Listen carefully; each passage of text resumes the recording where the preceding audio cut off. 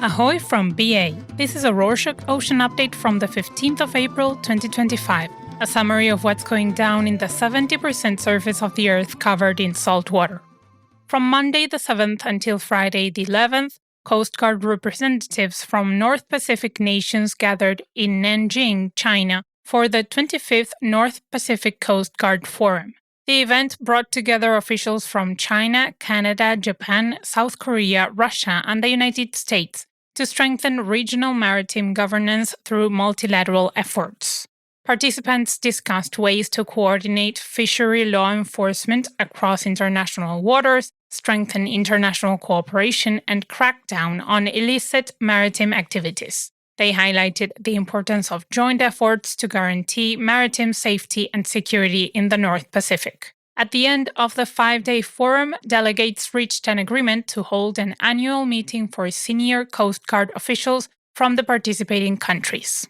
Still in the Pacific, researchers created an unmanned aerial vehicle, or UAV-assisted maritime communication system designed to deliver fast, long-range wireless coverage across the northern Pacific Ocean using elevated atmospheric ducts. These ducts, which are shaped by tropical trade winds, appear in the region up to 94% of the time, providing perfect conditions for gigahertz band microwave transmissions. This technology is a promising option for future 6G networks since it allows UAVs to maintain over-horizontal links with low path loss and wide area coverage. Simulations using the parabolic equation method confirmed the feasibility of high-capacity communication within the duct layer. In contrast to traditional maritime networks, this UAV-based approach supports smooth lab-to-lab and ship-to-UAV data exchange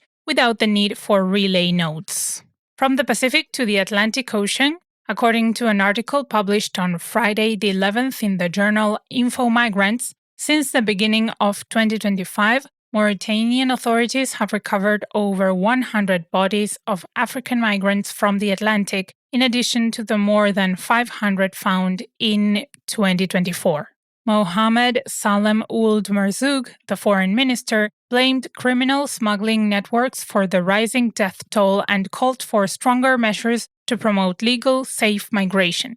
Despite this, Mauritania has increased the number of deportations of Senegalese, Malian, Ivorian, and Guinean nationals, sparking criticism and diplomatic tension, especially with Mali. Malian officials accused Mauritania of violating human rights and mistreating migrants during expulsions. In response to the growing friction, Merzoug traveled to Bamako, Mali on Thursday the 10th to meet with Malian leaders calling for better coordination on migration. More news from the Atlantic Ocean, as on Friday the 11th, the International Maritime Organization's 83rd Marine Environment Protection Committee approved the creation of the world's largest emission control area in the Northeast Atlantic. This initiative aims to drastically reduce ship-related air pollution and is supported by all 27 EU nations, the UK, and the European Commission.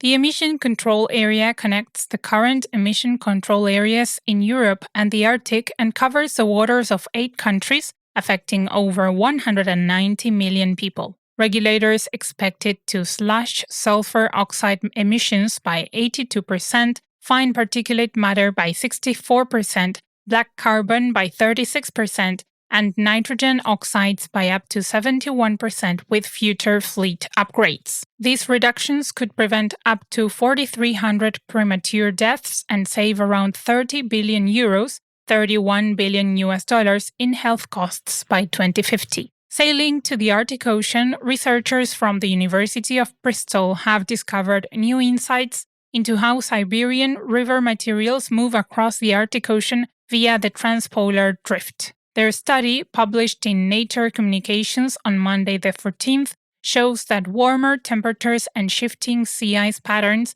significantly alter the pathways of both natural substances and pollutants. The team monitored the evolution of riverborne matter as it moves through the Arctic by analyzing water, ice, and snow samples using geochemical tracers. They found that sea ice not only carries materials but actively shapes their movement, creating complex mixtures that drift across the ocean.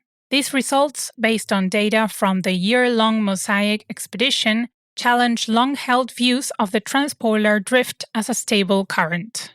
In the other pole, after completing the 41st Antarctic expedition, the Chinese research icebreaker Xuelong 2 is preparing to return to China. The team advanced technological innovation, expanded the use of homegrown polar equipment, and strengthened international collaboration. The expedition conducted scientific research in the Southern Ocean, collected long-gravity cores in the Amundsen Sea, and filled crucial data gaps through aerial surveys. Researchers built new facilities at Xuelong Station and installed a clean energy system combining wind, hydrogen, solar, and energy storage. These efforts support global climate research and reinforce China's role in Antarctic governance. Meanwhile, on Sunday the 13th, Kostas Kadis, the European Commissioner for Fisheries and Oceans, officially opened the 29th Indian Ocean Tuna Commission, or IOTC, meeting in La Réunion alongside French Minister Agnès Pannier-Runacher. The IOTC brings members together to protect tuna and similar species while promoting sustainable fisheries. The European Union is leading the charge to improve monitoring, increase compliance, and fortify stock management across the Indian Ocean. The EU submitted several proposals concerning tropical tuna and shark conservation. By focusing on scientific guidance and international cooperation, the EU pushes for decisive action against overfishing and environmental harm, reaffirming its direction to sustainable fisheries. In other news, the UK carrier strike group led by HMS Prince of Wales is preparing to depart Portsmouth on Tuesday the 22nd for an 8-month mission to Japan, transiting the Suez Canal and Red Sea. After completing the exercise Timber Shield and loading ammunition, the group readies for deployment. Its air wing includes 2 F-35B squadrons, Wildcat and Merlin helicopters, Chinooks, and Royal Marines. The carrier will sail alongside the destroyer HMS Dauntless, the UK attack submarine HMS Richmond, and allied vessels from Norway, Canada, and Spain. The group may adjust plans to support operations in the Red Sea, potentially impacting Indo-Pacific engagements. On Friday the 11th, the US and Panama signed a new agreement allowing US troops to deploy near the Panama Canal for joint training and security operations. The deal grants access to 2 former US military sites and an airport, but avoids terms like military bases, which Panama's President José Raúl Mulino firmly rejected. Mulino sent back several drafts of the agreement to eliminate any mention of a permanent military presence, emphasizing Panama's sovereignty. Pete Hegseth, the Pentagon chief, briefed President Trump, who sees the deal as a way to counter Chinese influence. Many considered the deal a betrayal, and protests broke out in Panama over concerns of diminished sovereignty. On another note, according to Turkey's defense ministry, military officials from Turkey and several foreign nations will gather in Ankara on Tuesday the 15th and Wednesday the 17th to discuss the future of Black Sea security. The meeting will take place at the Naval Forces headquarters and will focus on regional stability after a potential ceasefire between Ukraine and Russia.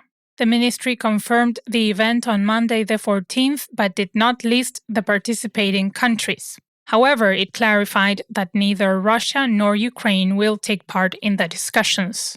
Turkey continues to position itself as a key regional actor amid ongoing tensions and diplomatic efforts in the Black Sea region. Speaking of Turkey, the Turkish Defense Ministry has warned that no projects in the East Mediterranean can proceed without Turkey's consent. This statement followed the Greek Foreign Ministry's announcement on Thursday the 10th that Greece, Cyprus, and Israel would resume preparatory work on the Great Sea Interconnector, a project designed to link the electrical grids of the countries via an undersea cable. Turkish officials criticized Greece and Cyprus for their, quote, maximalist aspirations, unquote, and emphasized that any initiatives in the region must consider Turkey's claims to maritime jurisdiction, particularly over the Turkish-controlled northern part of Cyprus. They warned that projects conducted without Turkey's approval would be provocative and affirmed the country's intent to continue responding as it has in the past. And that's it for this week. Thank you for joining us. Did you know that the Rorschach Ocean Update is just one of many? We've got country updates and non-country updates, including the Arctic update, about the area north of the Arctic Circle, and the multilateral update about the world's major multilateral institutions. To check out the full list of updates, follow the link in the show notes. See you next week!